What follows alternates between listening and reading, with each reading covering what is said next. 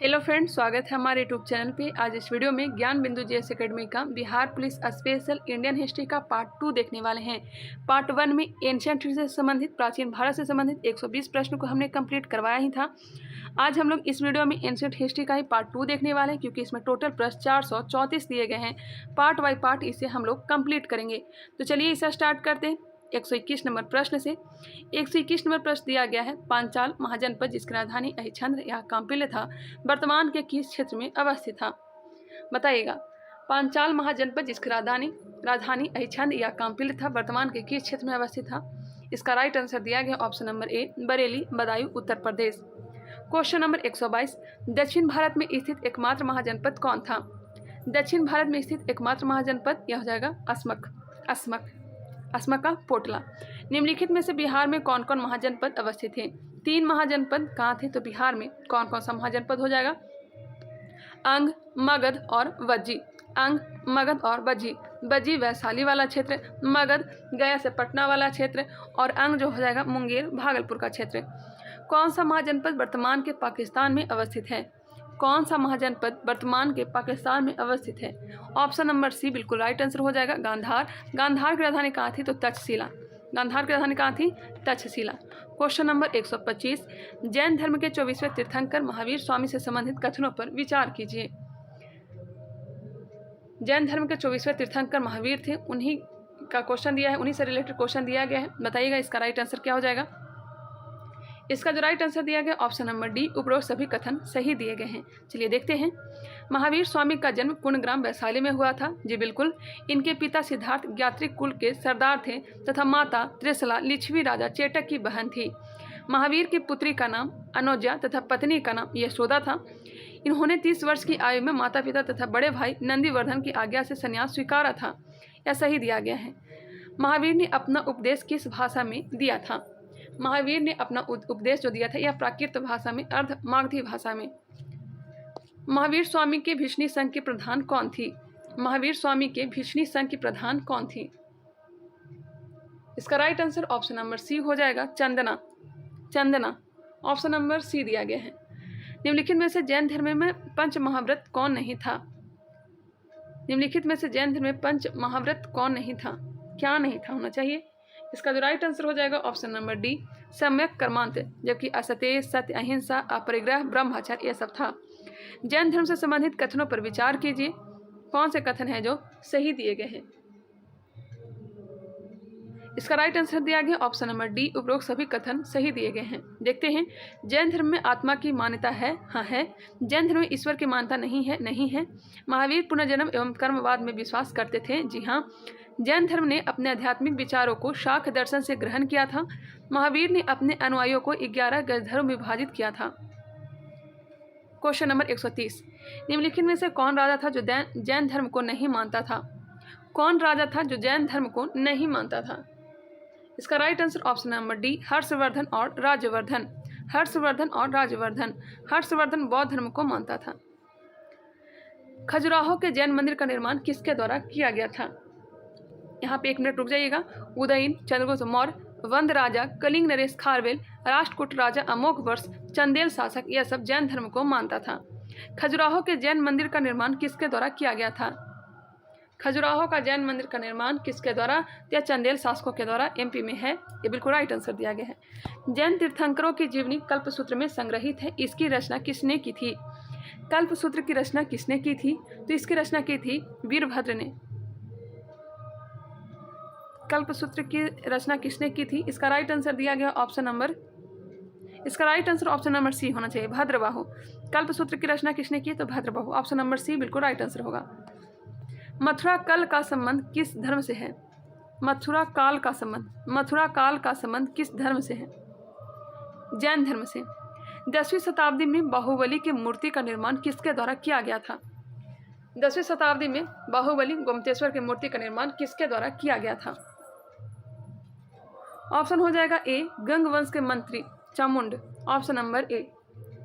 Question number 135, Bahubali की मूर्ति वहीं स्थित है जहां चंद्रगुप्त मौर्य ने सलेखना विधि से देह त्याग किया था। वह स्थान कौन सा है? बाहुबली की मूर्ति वहीं स्थित है जहां चंद्रगुप्त मौर्य ने सलेखना विधि से देह त्याग किया था। वह स्थान कहाँ है? तो यह है श्रवण बेलगोला में, option number B.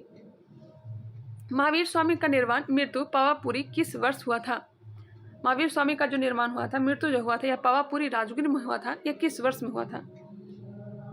Option number ए दिया गया है 468 ईसा पूर्व। इसमें बहुत ही ज़्यादा कन्फ्यूजन होता है। ऑप्शन नंबर ए इसका राइट आंसर दिया गया है। श्रवणबेलगोला स्थित बाहुबली की प्रतिमा किस मुद्रा में अवस्थित है? श्रवणबेलगोला स्थित बाहुबली गोमतेश्वर की प्रतिमा किस मुद्रा में अवस्थित है? तो यह अवस्थित है कायोत्सर्ग मुद्रा में, कायोत्सर्ग मुद्रा में। बाहुबली मूर्ति की कायोत्सर्ग मुद्रा से संबंधित गलत कथन पर विचार कीजिए। बाहुबली मूर्ति की कायोत्सर्ग मुद्रा से संबंधित गलत कथन पर विचार करिए। ऑप्शन नंबर डी जो है यह गलत दिया गया, बाकी सही वाले को देखते हैं। महावीर की मूर्ति तपस्या में है और पाँव में सांप लपेटे हुए हैं। इस मुद्रा में महावीर अपने आसपास के मुद्रा से अनभिज्ञ है तथा चींटियों ने अपना घरौंदा बना लिया है। मूर्ति 18 मीटर इंच है,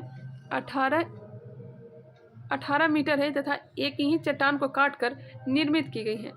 इस मुद्रा के उद्भवकर्ता स्वयं महावीर स्वामी थे, यह गलत है। ऑप्शन नंबर डी जो है गलत दिया गया है। बौद्ध धर्म के संस्थापक गौतम बुद्ध से संबंधित कथनों पर विचार कीजिए। इसका राइट आंसर दिया गया है, बताइएगा। इसका राइट आंसर हो जाएगा ऑप्शन नंबर बी। 1, 2, 3, 4 है जो सही दिया गया, जबकि 5 जो है यह गलत दिया गया है। देखते हैं। बौद्ध धर्म के संस्थापक गौतम बुद्ध का जन्म 563 ईसा पूर्व में कपिलवस्तु के लुम्बिनी नामक स्थान पर हुआ था। जी बिल्कुल। इनके पिता सुधोधन शाक्य कुल के प्रमुख थे, ये भी सही है। इनके माता माया देवी का देहावसान जन्म के 7वें दिन हो गया था। बुद्ध का पालन पोषण मौसी प्रजापति गौतमी ने किया था। इनकी शादी 16 वर्ष की अवस्था में यशोधरा से हुआ और इनके बचपन का नाम राहुल था। इनके बचपन का नाम राहुल था, इनके बचपन का नाम नहीं, इनके बेटे का नाम क्या था? राहुल था। यह होना चाहिए था, बेटे का नाम राहुल था। यह सही है, लेकिन आप में मिस्टेक हो गया होगा, बेटे का नाम राहुल था। बुद्ध के विचारों का संकलन को अमेरिका ने अपने संविधान में स्थान दिया है, यह गलत है। नेक्स्ट है, कपिलवस्तु की सैर पर निकले बुद्ध ने किसको नहीं देखा जो उनके सांसारिक त्याग में सहयोगी सिद्ध हुआ? बूढ़ा व्यक्ति, बीमार व्यक्ति, एक सब, यह सबको देखा ही था। आगे बढ़ते हैं। एक सन्यासी को देखा था, जबकि राजनर्तकी का नृत्य नहीं देखा था। राजनर्तकी का नृत्य नहीं देखा था। ऑप्शन नंबर डी इसका राइट आंसर हो जाएगा। शाक्य दर्शन के गुरु कौन थे जो सिद्धार्थ के प्रथम गुरु बने? शाक्य दर्शन के प्रतिपादक कौन थे?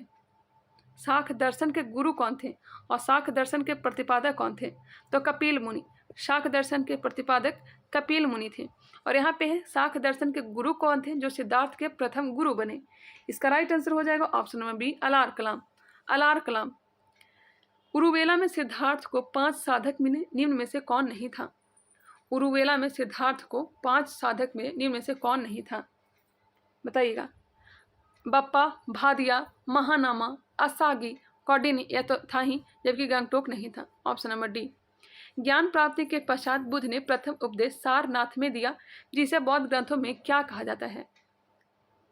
महाभिनिष्क्रमण कहा जाता है, या फिर धर्मचक्र परिवर्तन, या फिर आपादमस्तक प्रथम उद्घोष?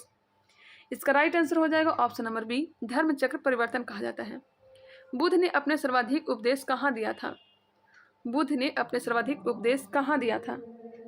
ऑप्शन नंबर सी, श्रावस्ती में। बुद्ध की देहावसान किस वर्ष हुई थी? बताइएगा, बुद्ध की देहावसान किस वर्ष हुई थी? ऑप्शन नंबर सी, 483 ईसा पूर्व। बुद्ध की मृत्यु को बौद्ध धर्म में क्या कहा जाता है? महापरिनिर्वाण। ऑप्शन नंबर सी, महापरिनिर्वाण। महाभिनिष्क्रमण, महापरिभ्रमण, या फिर महाउद्घोष? इसका राइट आंसर दिया गया है ऑप्शन नंबर बी, महाभिनिष्क्रमण। ये गलत मेरे को लग रहा है। इसका जो राइट आंसर होना चाहिए ऑप्शन नंबर सी होना चाहिए, क्योंकि बुद्ध की मृत्यु को बौद्ध धर्म में महापरिनिर्वाण कहा जाता है। ऑप्शन नंबर सी इसका राइट आंसर होगा, ना कि बी होगा। नेक्स्ट है, बुद्ध के जन्म और मृत्यु की तिथि का चीनी परंपरा में किस अभिलेख के आधार पर निश्चित किया गया था? बुद्ध के जन्म और मृत्यु की तिथि का चीनी परंपरा में किस अभिलेख के आधार पर निश्चित किया गया था? ऑप्शन नंबर बी, भीतरी अभिलेख। ऑप्शन नंबर बी दिया गया है। गलत सुमेल को छाटिए। पुस्तक और विषय दिया गया है। सूत पिटक रचना किसने किया था? तो आनंद ने। विनय पिटक रचना उपाली ने। और विनय पिटक में किस चीज का चर्चा किया गया है? बताइएगा। तो संघ के नियमों का संग्रहण, थेरी घाता बौद्ध धर्म के आध्यात्मिक विचार, यह भी सही है। थेरी घाता बौद्ध धर्म के आध्यात्मिक विचार। ऑप्शन नंबर बी है जो गलत दिया गया। सूत पिटक में बुद्ध के धार्मिक सिद्धांत, यह सही है। अभिधम्म पिटक में सूत पिटक के वर्णित सिद्धांतों के सुव्यवस्थी अनुशीलन, यह सही है। ऑप्शन नंबर बी इसका राइट आंसर हो जाएगा। क्वेश्चन नंबर हो जाएगा 149। पाली त्रिपिटकों की प्रथम शताब्दी में किसके देखरेख में सर्वप्रथम लिपिबद्ध किया गया? पाली त्रिपिटकों की प्रथम शताब्दी में किसके देखरेख में सर्वप्रथम लिपिबद्ध किया गया? वतगामिनी, ऑप्शन नंबर ए, वतगामिनी के नेतृत्व में। बुद्ध के दूसरे गुरु कौन थे जिसने बुद्ध को योग पर शिक्षा दिया था? बुद्ध के दूसरे गुरु कौन थे जिसने बुद्ध को योग पर शिक्षा दिया था? ऑप्शन देख लीजिए। इसका जो राइट आंसर हो जाएगा रुद्रक रामपुत्र। रुद्रक रामपुत्र। बौद्ध धर्म का त्रिरत्न कौन नहीं है? बुद्ध धम्म संघ, जबकि नियम नहीं है। Option number B. Option number B बिल्कुल राइट आंसर है। बौद्ध धर्म से संबंधित कथनों पर विचार कीजिए। कौन से कथन सही दिए गए हैं? देखते हैं। बौद्ध धर्म में प्रवेश को उपसंपदा कहा जाता है। बौद्ध संघ में प्रवेश को उपसंपदा कहा जाता है, सही है। बौद्ध संघ में शामिल होने की न्यूनतम आयु 15 वर्ष थी, यह भी सही है। बौद्ध धर्म मूलतः अनिश्वरवादी है, इसमें आत्मा की परिकल्पना नहीं है, यह सही है। बौद्ध धर्म में पुनर्जन्म की मान्यता नहीं है, यह गलत है। इसका राइट आंसर हो जाएगा ऑप्शन नंबर बी। 1, 2, 3 जो है सही है, जबकि 4 जो है गलत दिया गया है। ऑप्शन नंबर बी दिया गया है। बौद्ध संगीति से संबंधित कथनों पर विचार कीजिए। इसका राइट आंसर क्या होगा? इसका जो राइट आंसर दिया गया है 153 नंबर का, ऑप्शन नंबर सी, सभी कथन सही दिए गए हैं। प्रथम बौद्ध संगीति 483 ईसा पूर्व में राजगीर में अजातशत्रु के शासनकाल में संपन्न हुआ, जिसके अध्यक्ष महाकश्यप थे, यह सही है। महाकश्यप थे, यह सही है। द्वितीय बौद्ध संगीति 383 ईसा पूर्व में कालाशोक के शासनकाल में वैशाली में संपन्न हुआ था, जिसकी अध्यक्षता साबरकामी ने किया था, सावकमीर ने किया था, यह भी सही है। तृतीय बौद्ध संगीति 250 ईसा पूर्व में, कहीं कहीं 255 ईसा पूर्व भी दिया रहता है, 255 ईसा पूर्व होना चाहिए। 255 ईसा पूर्व में मोगली पुत्तिस के अध्यक्षता में अशोक के शासनकाल में हुआ। कहाँ हुआ? पाटलिपुत्र में, यह भी सही है। चतुर्थ बौद्ध संगीति 98 ईस्वी में कुंडल वन में वसुमित्र और अश्वघोष के अध्यक्षता में कनिष्क के शासनकाल में संपन्न हुआ था, यह भी सही है। अश्वघोष हालांकि उपाध्यक्ष था। बौद्ध धर्म में बंटकर 2 भागों में हीनयान और महायान में विभाजित हो गया था। किस बौद्ध संगीति में? चतुर्थ बौद्ध संगीति में। Option number D. बोधिसत्व बौद्ध धर्म के विभाजित किस शाखा का आदर्श है? बोधिसत्व बौद्ध धर्म के विभाजित किस शाखा का आदर्श है? हीनयान का। जो व्यक्ति अपनी साधना से निर्वाण प्राप्त करता है उसे हीनयान में क्या कहा गया है? जो व्यक्ति अपनी साधना से निर्वाण प्राप्त करता है उसे हीनयान में क्या कहा गया है? उसे कहा गया अहर्थ। क्या? अहर्थ। ऑप्शन नंबर ए दिया गया है। नेक्स्ट क्वेश्चन है, बुद्ध का जन्म, ज्ञान प्राप्ति तथा निर्वाण तीनों एक ही दिन हुआ था, इसको बौद्ध धर्म में क्या कहा गया है? बुद्ध का जन्म, ज्ञान की प्राप्ति, निर्वाण तीनों एक ही दिन हुआ था, इसको बौद्ध धर्म में क्या कहा गया है? बुद्ध पूर्णिमा। निम्नलिखित में से किस सिद्धांत पर बौद्ध धर्म एवं जैन धर्म में समानता है? किस सिद्धांत पर बौद्ध धर्म एवं जैन धर्म में समानता है? ऑप्शन नंबर सी, अनिश्वरवाद। इसमें कुछ क्वेश्चन आप लोग को गलत भी दिया हुआ मिलेगा, क्योंकि इतने सारे क्वेश्चन में एक आध क्वेश्चन तो लाजमी है कि गलत तो रहेगा ही। चलिए नेक्स्ट क्वेश्चन देखते हैं। जो मुझे याद रहेगा मैं आप लोगों को बताते चलूँगी, और आप लोग का भी कर्तव्य बनता है, कोई क्वेश्चन में डाउट होता है, मिस्टेक होता है, तो आप लोग भी कमेंट कर सकते हैं। गलत सुमेल का चयन कीजिए। मठ और स्थान दिया गया है, टाम्बो मठ, तबो स्फीति मठ, नामग्याल मठ धर्मशाला हिमाचल प्रदेश, थिंगसे मठ लद्दाख, सासुर मठ देहरादून। ऑप्शन नंबर डी जो है यह गलत है। निम्नलिखित में से गलत सुमेल को छाटिए। मठ दिया गया, स्थान दिया गया है। हेमिस मठ कहाँ है? तो लद्दाख में है। सासुर मठ लाहौल स्फीति, मिर्डालिंग मठ गंगटोक, यह गलत है। बोधि मंडा मठ बोधगया। नेक्स्ट है, मिर्डालिंग मठ देहरादून में स्थित है, यह गंगटोक में नहीं है। कहाँ है? मिर्डालिंग मठ जो है यह देहरादून में स्थित है। जो नाम डार्लिंग कहाँ अवस्थित है? मिर्डालिंग मठ देहरादून में स्थित है, तो नाम डार्लिंग कहाँ अवस्थित है? मैसूर में। ऑप्शन नंबर बी दिया गया है। रूमटेक मठ कहाँ स्थित है? रूमटेक मठ कहाँ स्थित है? गंगटोक में। ऑप्शन नंबर सी दिया गया है। ऋग्वेद में शिव के लिए कौन सा शब्द प्रयोग किया गया है? ऋग्वेद में शिव के लिए कौन सा शब्द प्रयोग किया गया है? रुद्र। अथर्ववेद में शिव को किस नाम से नहीं लिखा गया है? अथर्ववेद में शिव को किस नाम से नहीं लिखा गया है? महाकाल, जबकि भव पशुपति, सर्व पशुपति, यह सब। लिंग पूजा का सर्वप्रथम प्रमाण कहाँ प्राप्त होता है? लिंग पूजा का सर्वप्रथम प्रमाण कहाँ प्राप्त होता है? तो यह प्राप्त होता है मत्स्य पुराण। रुद्र के पत्नी के रूप में पार्वती का नाम किस पुस्तक में प्राप्त होता है? रुद्र के पत्नी के रूप में पार्वती का नाम किस पुस्तक में प्राप्त होता है? बताइएगा। 166 नंबर प्रश्न का आंसर हो जाएगा ऑप्शन नंबर सी, शतपथ ब्राह्मण दिया गया है। वामन पुराण में शैव संप्रदाय की संख्या 4 बताई गई है, निम्न में से कौन नहीं है? शैव संप्रदाय की संख्या 4 बताई गई है, निम्न में से कौन सा नहीं दिया गया है? कापाली, कालामुख, पशुपत, लिंगायत समुदाय है, जबकि लकुली सवादी नहीं है। कपालिक संप्रदाय के प्रमुख शैव थे, इस संप्रदाय का प्रमुख स्थान कौन था? कपालिक संप्रदाय के प्रमुख शैव थे, इस संप्रदाय के प्रमुख स्थान कौन था? Option number A, Shrishail. Question थोड़ा न्यू ही देखने को मिल रहा है, आजकल कंपटीशन हार्ड हो रहा है, तो हम लोग को भी हार्ड तरीके से तैयारी करना पड़ेगा। लिंगायत संप्रदाय जो दक्षिण भारत में प्रचलित है, इसका एक अन्य नाम क्या है? लिंगायत संप्रदाय का अन्य नाम क्या है? जंगम। ऑप्शन नंबर बी, शून्य संपादने निम्नलिखित में से किस संप्रदाय का ग्रंथ है? शून्य संपादने निम्नलिखित में से किस संप्रदाय का ग्रंथ है? लिंगायत संप्रदाय का। लिंगायत संप्रदाय जिसके प्रवर्तक अलग प्रभु थे, इसको वीर शिव संप्रदाय भी कहा जाता है, माफ करिएगा, वीर शिव संप्रदाय भी कहा जाता है। इसके प्रमुख शिष्य कौन थे? वासव थे, वासव। 10वीं शताब्दी में मत्स्येंद्र नाथ ने किस संप्रदाय की रचना की थी? 10वीं शताब्दी में मत्स्येंद्र नाथ ने किस संप्रदाय की रचना की थी? ऑप्शन नंबर सी, नाथ संप्रदाय। मत्स्येंद्र नाथ ने नाथ संप्रदाय की स्थापना की थी। एलोरा का प्रसिद्ध कैलाश मंदिर का निर्माण किसने कराया था? राष्ट्रकूट शासकों ने। एलोरा का प्रसिद्ध कैलाश मंदिर का निर्माण राष्ट्रकूट शासकों ने। तंजावुर का प्रसिद्ध राज राजेश्वर शैव मंदिर का निर्माण किसने कराया था? बिल्कुल इजी क्वेश्चन है, किसने करवाया था? राज प्रथम ने। किस शासकों के शासनकाल के मुद्राओं पर शिव एवं नंदी की मूर्ति का अंकन एक साथ प्राप्त होता है? कुषाण। वैष्णव धर्म की प्रारंभिक जानकारी कहाँ से प्राप्त होती है? वैष्णव धर्म की प्रारंभिक जानकारी कहाँ से प्राप्त होती है? उपनिषद से। ऑप्शन नंबर ए। नेक्स्ट है, वैष्णव धर्म के प्रवर्तक कृष्ण थे जिनका निवास स्थान मथुरा था, ये किस कबीले से थे?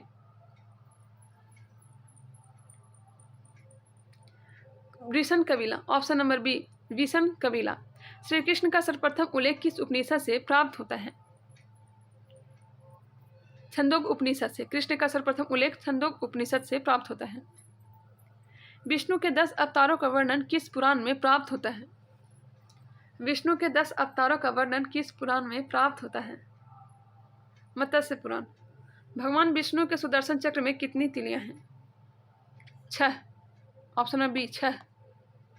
गलत सुमेल का चयन कीजिए। प्रमुख संप्रदाय मत दिया गया है। वैष्णव संप्रदाय विशिष्टाद्वैत या रामानुज। रुद्र संप्रदाय शुद्धाद्वैतवाद बल्लभाचार्य। सनक संप्रदाय द्वैताद्वैतवाद निम्काचार्य। ब्रह्म संप्रदाय द्वैत वाल्मीकि, यह गलत है। द्वैत संप्रदाय जो दिया था द्वैत संप्रदाय माधवाचार्य ने। ऑप्शन नंबर डी जो है यह गलत दिया गया है। निम्नलिखित में से गलत सुमेल का चयन कीजिए। प्रमुख संप्रदाय संस्थापक दिए गए हैं। परमार्थ रामदास, बरकरी नामदेव, श्री वैष्णव रामानुज, राम भक्त रामानंद। इसका जो राइट आंसर हो जाएगा ऑप्शन नंबर डी, यह गलत दिया गया है। अंकोर वाट का मंदिर कंबोडिया का निर्माण किसके द्वारा किया गया था? राजा सूर्यवर्मन द्वितीय के द्वारा। इस्लाम धर्म से संबंधित कथनों पर विचार कीजिए। कौन से कथन हैं जो सही दिए गए हैं? 1 मिनट पहले इसका आंसर मैं देख लूं। इसका राइट आंसर दिया गया ऑप्शन नंबर सी, उपरोक्त में सभी कथन हैं जो सही दिए गए हैं। चलिए अब देखते हैं। इस्लाम धर्म के संस्थापक हजरत मोहम्मद थे। जी बिल्कुल। हजरत मोहम्मद साहब का जन्म 570 ईस्वी में मक्का के प्रमुख कबीला कुरैश में हुआ था। जी बिल्कुल।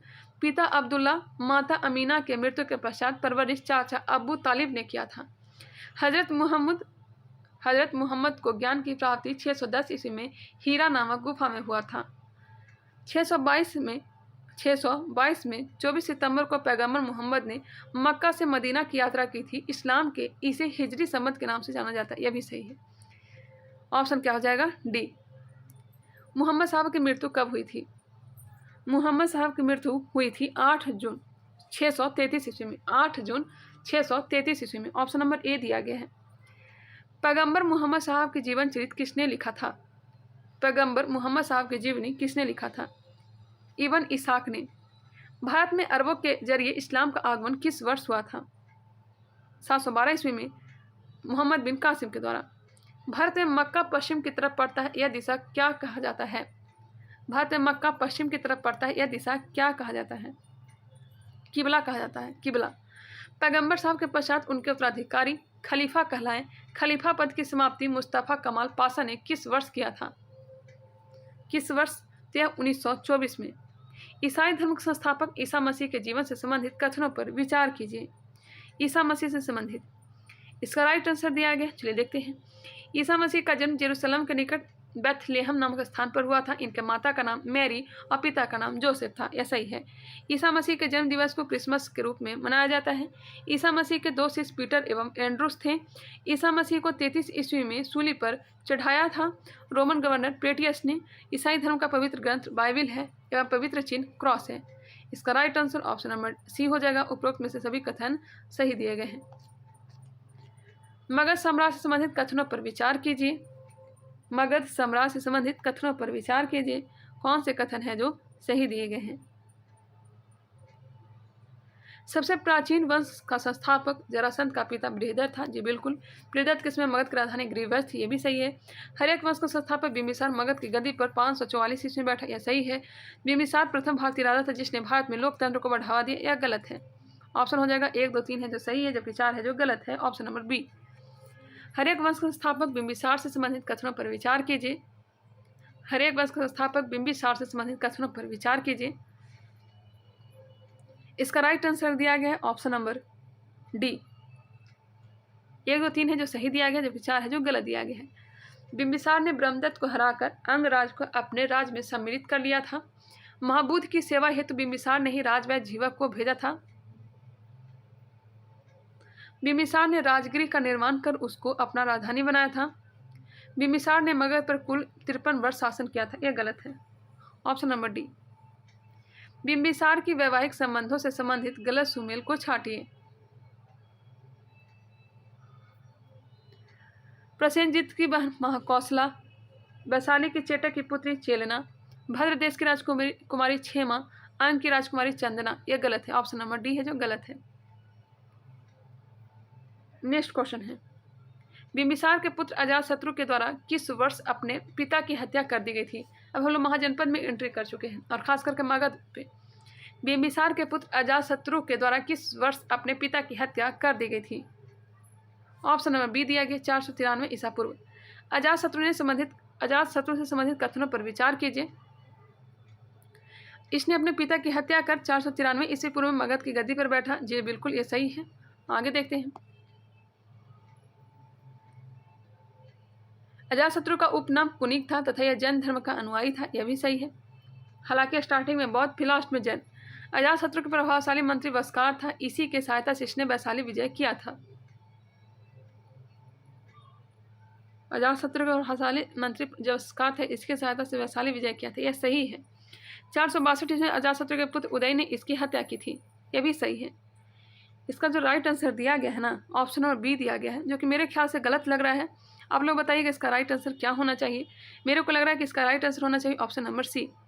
ऑप्शन नंबर सी, क्योंकि अजातशत्रु के प्रभावशाली मंत्री वस्कार था, इसी के सहायता से वैशाली को विजय प्राप्त किया था। मुझे पता है। 462 ईसा पूर्व में अजातशत्रु के पुत्र उदय ने इसकी हत्या की थी। यह भी सही दिया गया है। इसका right answer option number C होना चाहिए, ना कि बी होना चाहिए। 195 का हम बी ही दिया गया है। हर्यक वंश का अंतिम शासक कौन था? नागदशक। कौन था? नागदशक। हर्यक वंश के अंतिम राजा नागदशक की हत्या उसके मंत्री शिशुनाग ने किया था। इसने शिशुनाग वंश की स्थापना के पश्चात अपनी राजधानी पाटलिपुत्र के स्थान पर कहाँ परिवर्तित कर दिया था? वैशाली में। Option number B. शिशुनाग वंश का अंतिम शासक कौन था? नंदीवर्धन। नंद वंश का संस्थापक महापद्मानंद था। इसकी अंतिम शासक कौन था? घनानंद। बस यही याद रखना है। निम्नलिखित में से कौन सिकंदर का समकालीन था? सिकंदर के समकालीन कौन था? घनानंद। घनानंद को युद्ध में पराजित कर किसने मौर्य वंश की स्थापना किया था? चंद्रगुप्त प्रथम ने। चंद्रगुप्त मौर्य ने। ऑप्शन नंबर सी बिल्कुल राइट आंसर होगा। सिकंदर से संबंधित कथनों पर विचार कीजिए। सिकंदर का जन्म 356 ईसा पूर्व में हुआ था। उसके पिता का नाम फिलिप था। फिलिप 359 ईस्वी पूर्व में मकदूनिया का शासक बना था। उसकी हत्या 329 ईसा पूर्व में कर दिया गया। फिलिप 359 ईसा पूर्व में मकदूनिया का शासक बना था। सही है, इसकी हत्या 329 ईसा पूर्व में कर दिया गया। सिकंदर ने भारत विजय का अभियान 326 ईसा पूर्व में प्रारंभ किया था। सिकंदर के सेनापति का नाम सेल्यूकस निकेटर था। लगभग सही दिया गया है। देखते हैं इसका राइट आंसर क्या दिया गया है। ऑप्शन नंबर सी दिया गया है। बिल्कुल सभी के सभी सही दिए गए हैं, मैंने सही कर दिया। Option number C. Question number 203। Sikandar के जल सेनापति का नाम क्या था? बताइएगा। जल सेनापति निर्याकस। देखिए, जल को नीर भी कहा जाता है। जल को क्या कहता है? नीर भी कहा जाता है। और नीर से याद रखिएगा निर्याकस। जल सेनापति निर्याकस। थल सेनापति सेल्यूकस निकेटर। चंद्रगुप्त मौर्य से संबंधित कथनों पर विचार कीजिए। कौन से कथन हैं जो सही दिए गए हैं? देखते हैं। जस्टिन ने चंद्रगुप्त मौर्य को सेंड्रोकोटस कहा था। जी बिल्कुल।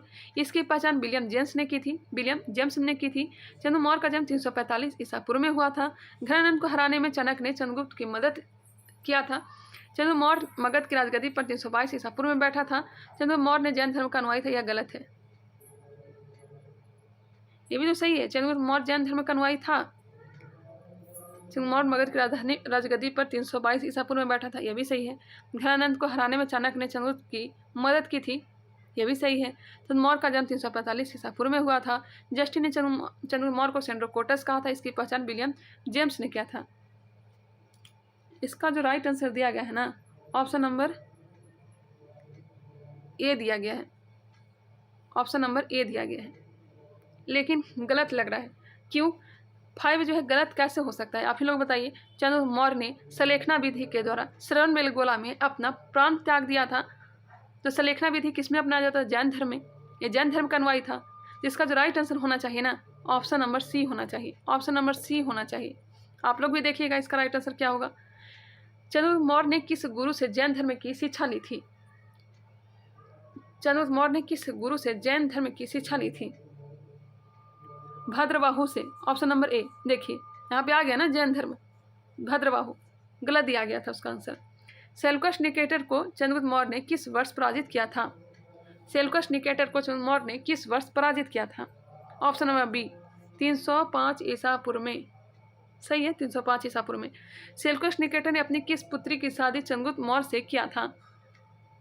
सेल्यूकस निकेटर ने अपनी किस पुत्री की शादी चंद्रगुप्त मौर्य से किया था? ऑप्शन हो जाएगा सी कार्नेलिया से। चंद्रगुप्त मौर्य ने सलेखना विधि से श्रवणबेलगोला में अपना देह त्याग किस वर्ष किया था? देख सकते हैं।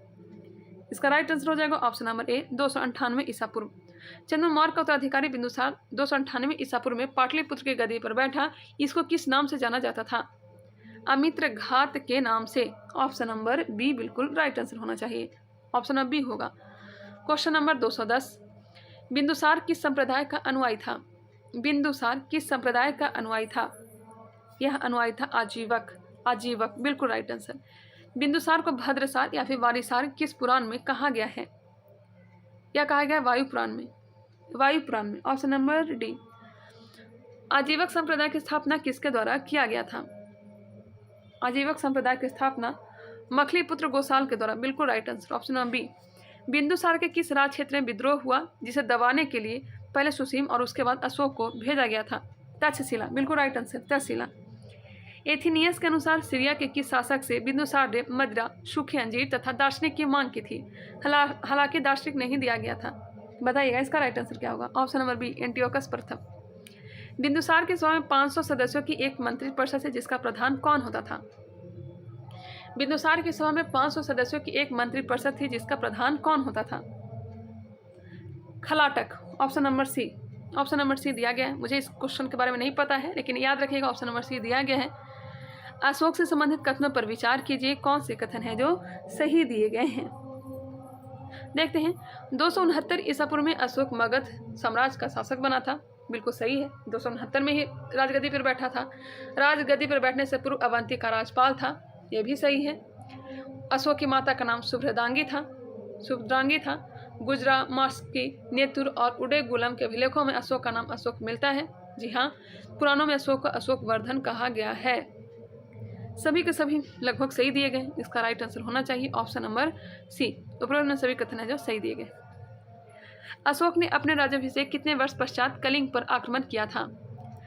राज्याभिषेक तो हो गया था इसका 269 ईसा पूर्व में, और कलिंग पर आक्रमण किया था 261 ईसा पूर्व में। माइनस कर लीजिए, 8 वर्ष आएगा, तो 8 वर्ष पश्चात 261 ईसा पूर्व में। Option number B. Question number 218, शिलालेख का स्थान संबंधित राज्य। शहबाजगढ़ी अभिलेख कहाँ है? तो पेशावर में है। शहबाजगढ़ी और मानसेहरा यह है जो पाकिस्तान में है। खरोष्ठी लिपि में लिखी गई है। यह सही है। कालसी उत्तराखंड, यह भी सही है। धौली का जौगढ़ उड़ीसा, यह भी सही है। सोपारा उत्तर प्रदेश में नहीं है। ऑप्शन नंबर डी इसका राइट आंसर हो जाएगा। अशोक का अहरौरा शिलालेख किस राज्य से प्राप्त किया गया है? अहरौरा शिलालेख किस राज्य से प्राप्त किया गया है? क्वेश्चन बहुत अच्छा दिया गया है।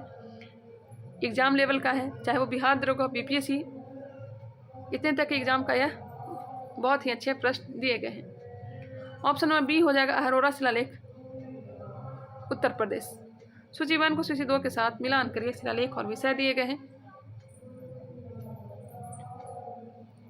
इसका राइट आंसर क्या हो जाएगा?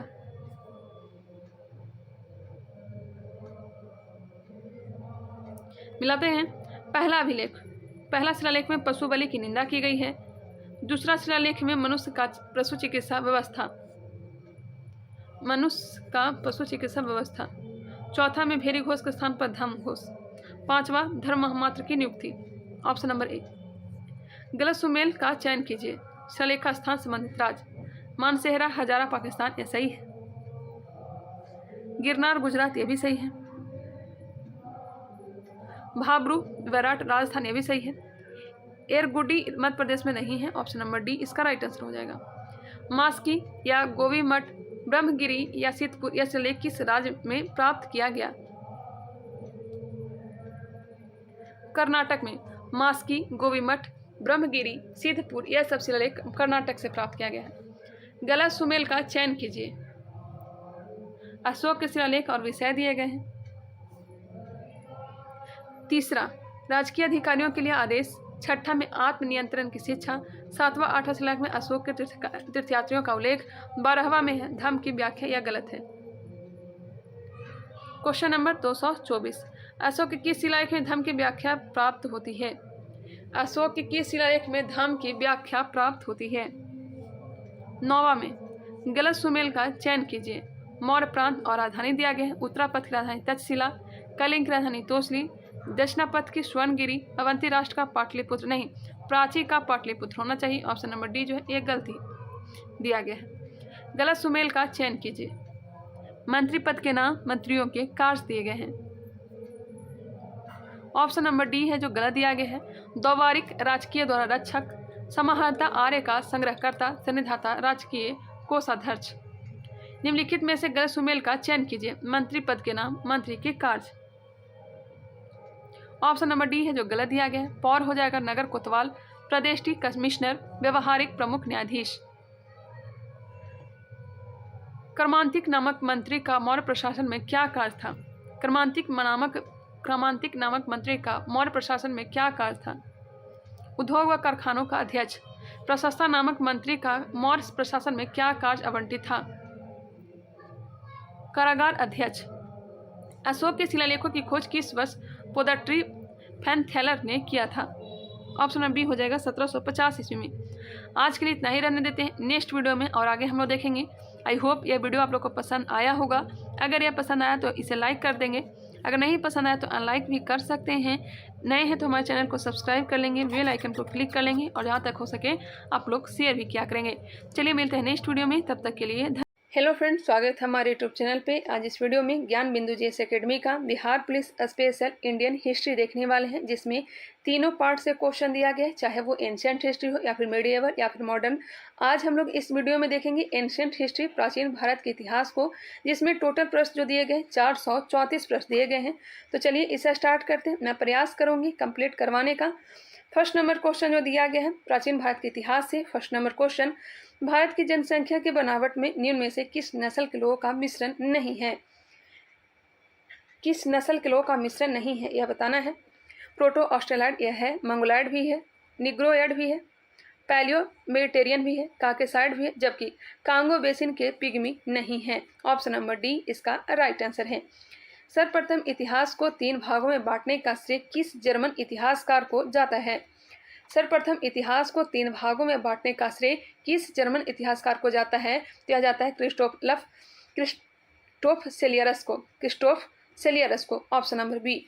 भारतीय इतिहास को जानने का मुख्यतः 4 स्रोत है, निम्नलिखित में से कौन स्रोत नहीं है? कौन सा स्रोत नहीं है? धर्म ग्रंथ एवं विदेशियों का विवरण है, ऐतिहासिक ग्रंथ यह भी है, पुरातत्व संबंधी शास्त्र यह भी है, जबकि समुद्र तल से प्राप्त स्रोत यह नहीं है। और यही क्या है? राइट आंसर है। भारत के सर्वमान्य प्राचीन ग्रंथ वेद के संकलनकर्ता निम्नलिखित में से किसे माना जाता है? यह माना जाता है कृष्णद्वैपायन वेद व्यास को। Option number C. निम्नलिखित में चारों वेदों, चाहे ऋग्वेद हो, यजुर्वेद हो, सामवेद हो या फिर अथर्ववेद को संयुक्त रूप से क्या कहा जाता है? चारों वेदों को संयुक्त रूप से क्या कहा जाता है? संहिता कहा जाता है। Option number B. ऋचाओं के क्रमबद्ध ज्ञान के संग्रह को ऋग्वेद कहा जाता है। इसमें ऋचाओं के क्रमबद्ध ज्ञान के संग्रह को ऋग्वेद कहा जाता है, जिसमें 10 मंडल, 1028 सूक्त, 10,462 ऋचाएं हैं। Option number C. Question number 7 है, निम्नलिखित में वेद के ऋचाओं को पढ़ने वाले ऋषि को क्या कहा जाता था? वेद के ऋचाओं को पढ़ने वाले ऋषि को कहा जाता था होत्री। क्या कहा जाता था? होत्री। क्वेश्चन नंबर 8, आप लोग भी ध्यान दीजिएगा, कोई क्वेश्चन में डाउट होता है या फिर मिस्टेक होता है तो आप लोग भी कमेंट करिएगा, क्योंकि 434 प्रश्न दिए गए हैं। 434 प्रश्न को जांच करना पॉसिबल नहीं था। चलिए, जो मुझे पता रहेगा मैं आप लोग को वो भी बताते चलूँगी, क्योंकि एक आध क्वेश्चन तो मिस्टेक दिया हुआ रहता ही है। निम्नलिखित में ऋग्वेद से संबंधित कथनों पर विचार कीजिए। ऋग्वेद से संबंधित कथनों पर विचार कीजिए। इस वेद में आर्यों की राजनीतिक प्रणाली, इतिहास एवं ईश्वर की महिमा संबंधी जानकारी प्राप्त होती है। बिल्कुल। इसका 9वां मंडल सोम देवता को समर्पित है, यह भी सही है। 8वें मंडल के हस्तलिखित ऋचाओं को खील कहा जाता है, यह भी सही है। इसका 3रा मंडल विश्वामित्र द्वारा रचित, जो सूर्य देवता सावित्री को समर्पित गायत्री मंत्र है, यह भी सही है। ऋग्वेद के 10वें मंडल के पुरुष सूक्त में 4 वर्ण को आदि पुरुष ब्रह्मा से उत्पन्न बताया गया है, यह भी सही दिया गया है। चलिए नेक्स्ट क्वेश्चन देखते हैं। इसका राइट आंसर हो जाएगा ऑप्शन नंबर डी। उपरोक्त में से सभी कथन सत्य हैं। निम्नलिखित में ऋग्वेद के कई परिच्छेदों में प्रयुक्त अघन्य शब्द का संबंध किससे है? अघन्य शब्द किसके लिए प्रयोग किया जाता था? गाय के लिए। Option number A. Vincent Arthur Smith ने प्राचीन भारत का प्रथम सुव्यवस्थित इतिहास लेखन अर्ली हिस्ट्री ऑफ इंडिया नामक पुस्तक लिखा, जो प्रकाशित हुई। अर्ली हिस्ट्री ऑफ इंडिया नामक पुस्तक के लेखक कौन है? तो विसेंट ऑथर स्मिथ हैं, जिसका प्रकाशन कब हुआ था? वर्ष 1904 में। विसेंट ऑथर स्मिथ की 1904 में प्रकाशित प्राचीन इतिहास की प्रथम सुव्यवस्थित पुस्तक से संबंधित कथनों पर विचार कीजिए। विचार करते हैं। इस पुस्तक की 1/3 भाग सिर्फ सिकंदर का आक्रमण वर्णित है। जी बिल्कुल। इस पुस्तक में भारत को स्वेच्छाचारी शासन वाला देश कहा गया है, यह भी सही है। इस पुस्तक के अनुसार भारत में ब्रिटिश शासन से पूर्व राजनीतिक एकता का अनुभव नहीं था, यह भी सही है। आगे देखते हैं, आगे क्या दिया गया है। इस पुस्तक को मैग्नम पब्लिशिंग हाउस ने छापा है, यह गलत है। इसका जो राइट आंसर होगा 1, 2 और 3 सही दिया गया, जबकि 4 जो है गलत दिया गया है। Option number B. वामन अवतार के 3 पगों के आख्यान का वर्णन किस प्राचीनतम वेद से प्राप्त होता है? वामन अवतार के 3 पगों के आख्यान का वर्णन किस प्राचीनतम वेद से प्राप्त होता है? बताइएगा। ऑप्शन नंबर बी हो जाएगा ऋग्वेद से। निम्नलिखित में ऋग्वेद में कितने ऋचाएं इंद्र एवं अग्नि को समर्पित है? इंद्र को समर्पित है 250 और अग्नि को समर्पित है 200। ऑप्शन नंबर ए बिल्कुल राइट आंसर है। सर्वाधिक जो वर्णन किया गया इंद्र। निम्नलिखित में किस ग्रंथ में यज्ञों के नियमों एवं विधि विधानों की जानकारी प्राप्त होती है? यज्ञों के नियमों एवं विधि विधानों की जानकारी यजुर्वेद से। अभी तक क्वेश्चन सारे के सारे सही दिए गए हैं। सामवेद से संबंधित कथनों पर विचार कीजिए, कौन से कथन सही दिए गए हैं, बताइएगा कौन से कथन सही दिए गए हैं सामवेद से। इसमें 1810 सूक्त हैं जो ऋग्वेद से लिए गए। जी बिल्कुल। इसके पाठकर्ता को उद्गाती कहा जाता है, यह भी सही है। उद्गाता कहा जाता है, क्या कहा जाता है, उद्गाता कहा जाता है। इस वेद में मुख्यतः यज्ञों के समय गाए जाने वाले ऋचाओं का संकलन है। इसका जो राइट आंसर हो जाएगा ऑप्शन नंबर डी, उपरोक्त में सभी सत्य हैं। ऋषि अथर्वा द्वारा रचित अथर्ववेद में कुल कितने पद एवं मंत्र हैं? ऋषि अथर्वा द्वारा रचित किया गया अथर्ववेद को, इसमें कितने पद एवं मंत्र हैं, बताइएगा। ऑप्शन नंबर बी, 731 मंत्र हैं और 6000 पद हैं। Option number B. निम्नलिखित में से किस वेद से समान मनुष्यों के विचार तथा अंधविश्वास की जानकारी प्राप्त होती है? किससे प्राप्त होती है? यह हो जाएगा ऑप्शन नंबर सी, अथर्ववेद से। क्वेश्चन नंबर 18, पृथ्वी सूक्त अथर्ववेद का प्रतिनिधि सूक्त माना जाता है। पृथ्वी सूक्त अथर्ववेद का प्रतिनिधि सूक्त माना जाता है। इसमें मानव जीवन के किस पक्षों की जानकारी प्राप्त होती है, बताइएगा। इसका जो राइट आंसर दिया गया है, गृह निर्माण, कृषि कुन्नति और प्रायश्चित, रोग निवारण, राजभक्ति, विवाह एवं प्रणय, गीता, औषधि, वशीकरण, तंत्र मंत्र, जादू टोना। इसका जो राइट आंसर दिया गया है ऑप्शन नंबर डी दिया गया है। एक बार फिर से क्वेश्चन को देखते हैं। पृथ्वी सूक्त अथर्ववेद का प्रतिनिधि सूक्त माना जाता है। इसमें मानव जीवन के किस पक्षों की जानकारी प्राप्त होती है? तो मेरे ख्याल से इसका भी राइट आंसर दिया गया ऑप्शन नंबर डी। यजुर्वेद को किन 2 शाखाओं में बांटा गया है? यजुर्वेद को किन 2 शाखाओं में बांटा गया है? इसे बांटा गया कृष्ण यजुर्वेद और शुक्ल यजुर्वेद में, यह बिल्कुल सही है। गद और पद में इसे लिखा गया है। निम्नलिखित में सबसे प्राचीन वेद एवं नवीन वेद कौन सा है? प्राचीन वेद हो जाएगा ऋग्वेद और नवीन वेद कौन सा हो जाएगा? अथर्ववेद।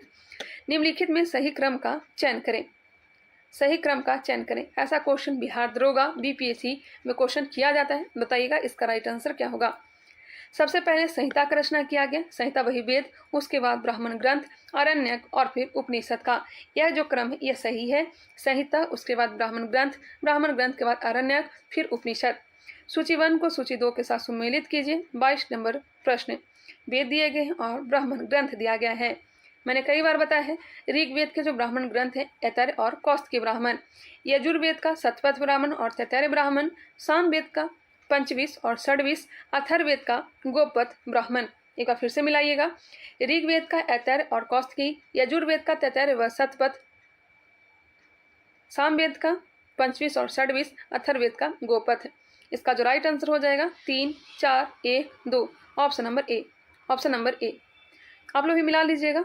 निम्नलिखित में किस ब्राह्मण ग्रंथ में कुछ प्राचीन राजाओं के नाम और राज्याभिषेक के नियम दिए गए हैं? किस ब्राह्मण ग्रंथ में कुछ प्राचीन राजाओं के नाम और राज्याभिषेक के नियम दिए गए हैं? या किसमें दिया गया है? ऐतरेय ब्राह्मण। बिल्कुल राइट आंसर ऑप्शन नंबर ए। किस ब्राह्मण ग्रंथ में गांधार, कैकेयी, कौशल, कुरु, पंचाल, विदेह इत्यादि राजाओं के नाम का उल्लेख की मिलता है? माफ करिएगा, किस ब्राह्मण ग्रंथ में गांधार, कैकेयी, कौशल, कुरु, पंचाल, विदेह इत्यादि राजाओं के नामों का उल्लेख मिलता है? तो यह किसमें मिलता है? तो यह शतपथ ब्राह्मण में। Option number C. वैदिक साहित्यों में ऋग्वेद के पश्चात सर्वाधिक स्थान किस ब्राह्मण ग्रंथ को प्राप्त है? ऋग्वेद के पश्चात सर्वाधिक स्थान किस ब्राह्मण ग्रंथ को प्राप्त है, बताइएगा। इसका जो राइट आंसर दिया गया है option number B, Shatapatha Brahmana को। ऑप्शन नंबर बी, और यह राइट आंसर है। उपनिषदों से संबंधित कथनों पर विचार कीजिए। उपनिषद से संबंधित कथनों पर विचार कीजिए। ऑप्शन नंबर बी इसका राइट आंसर दिया गया है। 1, 2, 3 है जो सही दिया गया और 4 है जो गलत दिया गया है। चलिए इसे देखते हैं। उपनिषदों की संख्या 108 है। इसमें 13 को मूलभूत उपनिषदों की श्रेणी में रखा गया है। जी बिल्कुल, बिहार द्रोह का प्रैक्टिस सेट लगाते होंगे, इसमें यह प्रश्न दिया गया था। इसमें यज्ञ से जुड़े दार्शनिक विचार, ब्रह्मांड, आत्मा, ब्रह्म इत्यादि का वर्णन है, यह भी सही है।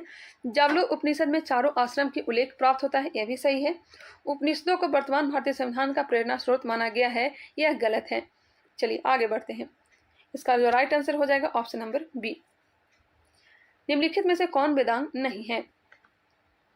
कौन सा वेदांग नहीं है? व्याकरण, ज्योतिष, निरुक्त, शिक्षा, कल्प, छंद।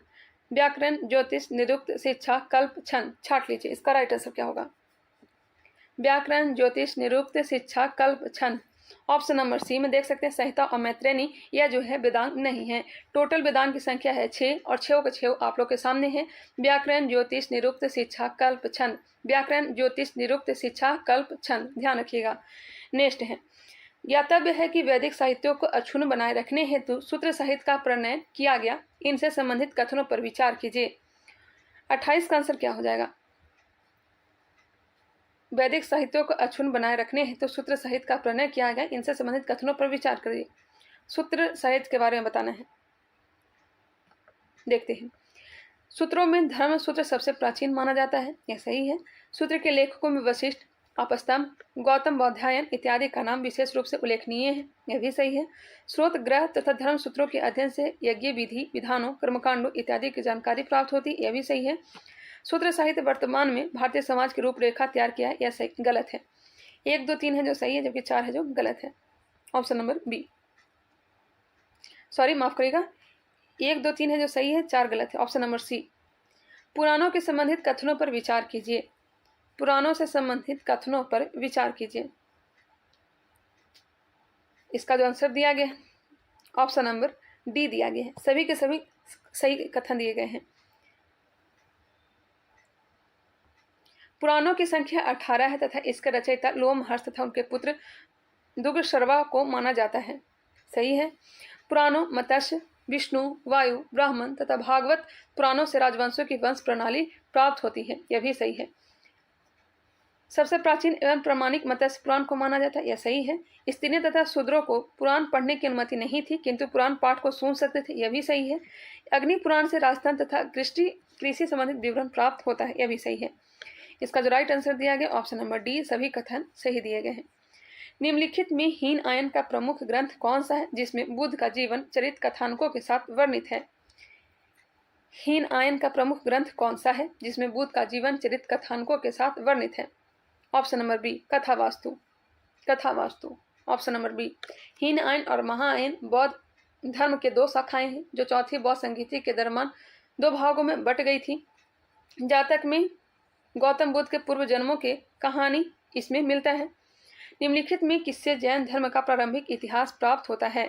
जैन धर्म का प्रारंभिक इतिहास का जो जानकारी प्राप्त होता है कल्प सूत्र से। ऑप्शन नंबर सी, भगवती सूत्र से 16 महाजनपद के बारे में जानकारी प्राप्त होता है।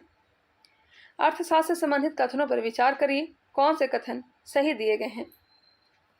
कौन से कथन सही दिए गए हैं? अर्थशास्त्र का अनुवादक साम शास्त्री है, यह सही है। इस पुस्तक के लेखक चाणक्य या फिर विष्णुगुप्त है, यह भी सही है। यह पुस्तक में 15 अधिकरण 180 प्रकरणों में विभाजित है, यह भी सही है। इस पुस्तक से मौर्यकालीन इतिहास की जानकारी प्राप्त होता है, जी बिल्कुल। इसका right answer option number D, उपरोक्त में से सभी सत्य हैं। निम्नलिखित में कल्हण द्वारा रचित राजतरंगिणी में किस क्षेत्र विशेष के शासकों का इतिहास वर्णित है? राजतरंगिणी की रचना किसने की है? तो कल्हण, और इससे जो जानकारी मिलती है कश्मीर का। ऑप्शन नंबर सी बिल्कुल राइट आंसर है। अरबों के सिंध विजय का वृत्तांत चचनामा का लेखक कौन है? चचनामा के जो लेखक हैं यह है अली अहमद। एक और मैं कंफर्म हो लूँ, हाँ Ali Ahmad, option number B सही है।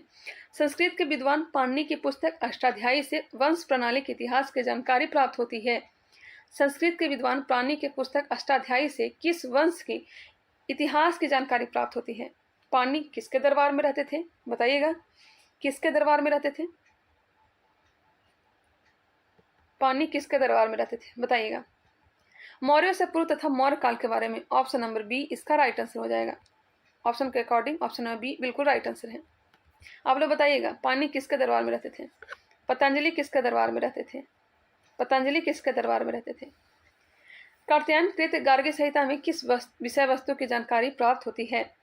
कात्यायन कृत गार्गी संहिता में किस विषय वस्तु की जानकारी प्राप्त होती है? ज्योतिष तथा यमन आक्रमण का। ऑप्शन नंबर ए बिल्कुल राइट आंसर है। क्वेश्चन नंबर 37, सूची 1 को सूची 2 के साथ मिलान करिए। पुस्तक दिया गया है, इसके रचनाकार कौन है बताइएगा? इसका राइट आंसर क्या हो जाएगा? Herodotus Historica. हेरोडोटस की पुस्तक का नाम है हिस्टोरिका। टॉलमी की पुस्तक का नाम है भारत का भूगोल। मेगास्थनीज का इंडिका।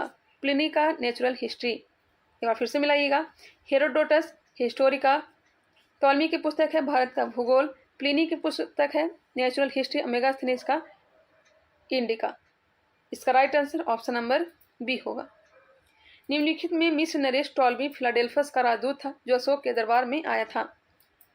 निम्नलिखित में से मिस्र नरेश टॉलमी फिलाडेल्फस का राजदूत था जो अशोक के दरबार में आया था।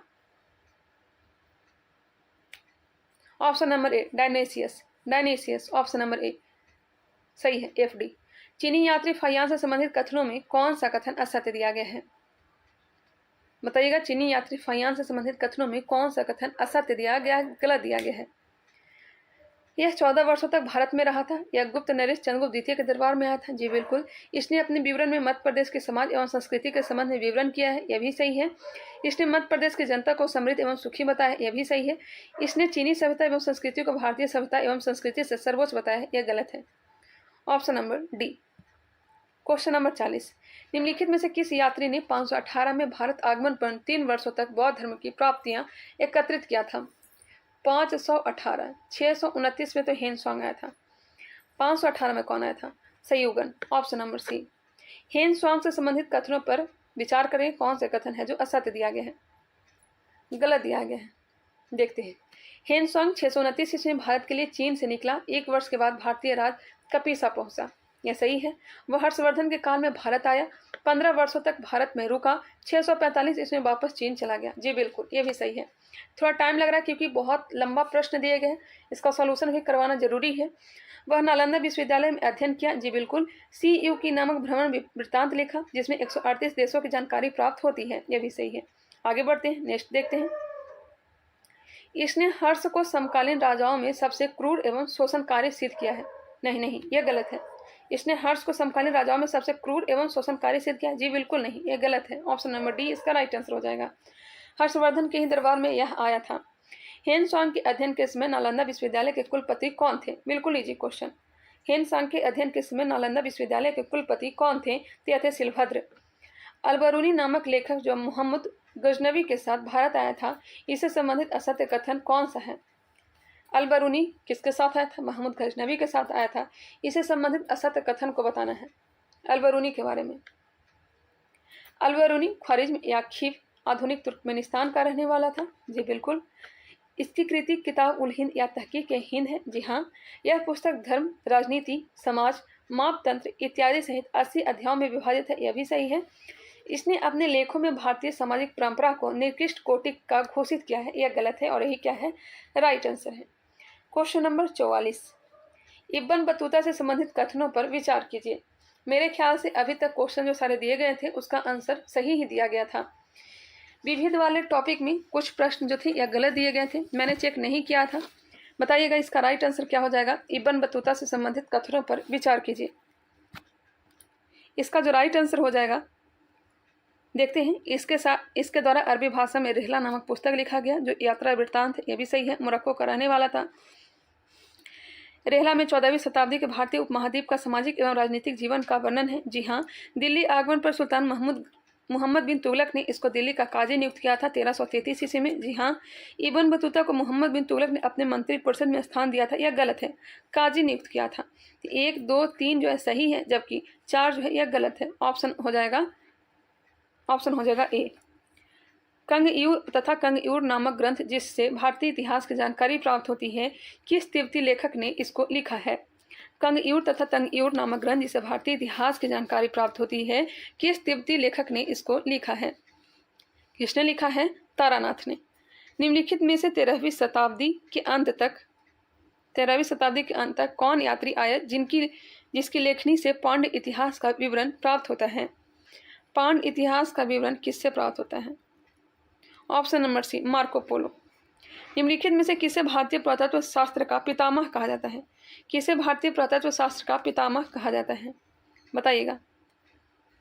बिल्कुल right answer option number B, sir Alexander Cunningham को। निम्नलिखित में 1400 ईस्वी में प्राप्त लेख कौन सा अभिलेख है जिससे वैदिक देवता मित्र, वरुण, इंद्र तथा नक्षत्र की जानकारी प्राप्त होती है? निम्नलिखित में 1400 ईस्वी में प्राप्त लेख कौन सा अभिलेख है जिसमें वैदिक देवता मित्र, वरुण, इंद्र तथा नक्षत्र की जानकारी प्राप्त होती है? ऑप्शन नंबर ए, बोगज कोई एशिया माइनर तुर्की में स्थित है। सर्वप्रथम किस अभिलेख में भारतवर्ष का जिक्र प्राप्त होता है? यह सही है। 48 का आंसर ऑप्शन नंबर ए सही है। नेक्स्ट है, सर्वप्रथम किस अभिलेख से भारतवर्ष का जिक्र प्राप्त होता है? भारतवर्ष का जो जिक्र किया गया है सबसे पहले हाथी गुफा अभिलेख में, जिसका निर्माण राजा खारवेल ने करवाया था। बिल्कुल right answer, option number C बिल्कुल राइट आंसर है। भारत में होने वाले हून आक्रमण की जानकारी किस अभिलेख से प्राप्त होता है? हून आक्रमण जो हुआ था गुप्त वंश स्कंद गुप्त के समय, हूनों के आक्रमण के कारण ही गुप्त वंश समाप्त हुआ था। इसकी जानकारी किस अभिलेख से प्राप्त होता है? भीतरी स्तंभ लेख से, ऑप्शन नंबर ए भीतरी स्तंभ लेख से। एरन अभिलेख जो है यह भानुगुप्त का है। मिलान करिए, मिलान करने के लिए दिया गया है। भीतरी अभिलेख हून आक्रमण, एरन अभिलेख से, एरन अभिलेख भानुगुप्त के एरन अभिलेख से सती प्रथा के बारे में जानकारी मिलती है। मदसौर अभिलेख से दुर्भिक्ष की जानकारी, रेशम बुनकरों की जानकारी, मदसौर अभिलेख से रेशम बुनकरों की जानकारी मिलती है, रेशम बुनकरों की श्रेणी के बारे में।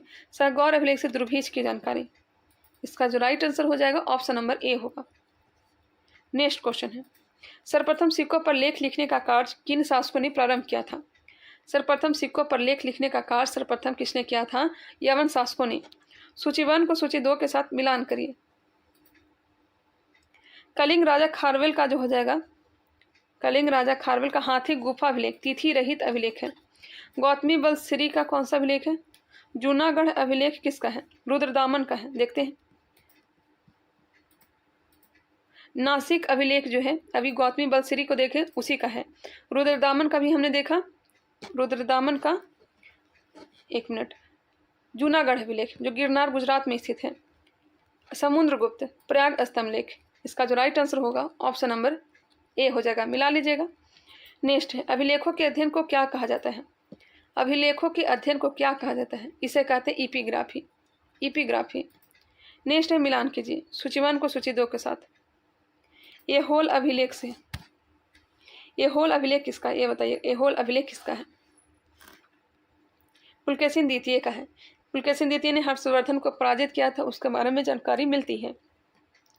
मदसौर अभिलेख, मदसौर अभिलेख किसका है? यह हो जाएगा मालवा नरेश यशोवर्मन का, मालवा नरेश यशोवर्मन का। भीतरी एवं जूनागढ़ अभिलेख, भीतरी एवं जूनागढ़ स्कंद गुप्त का। देवपाड़ा अभिलेख बंगाल शासक विजय सेन का। 2, 1, 4, 3, ऑप्शन नंबर ए। निम्नलिखित में ग्वालियर अभिलेख का संबंध किस शासक से है? ग्वालियर अभिलेख का संबंध किस शासक से है?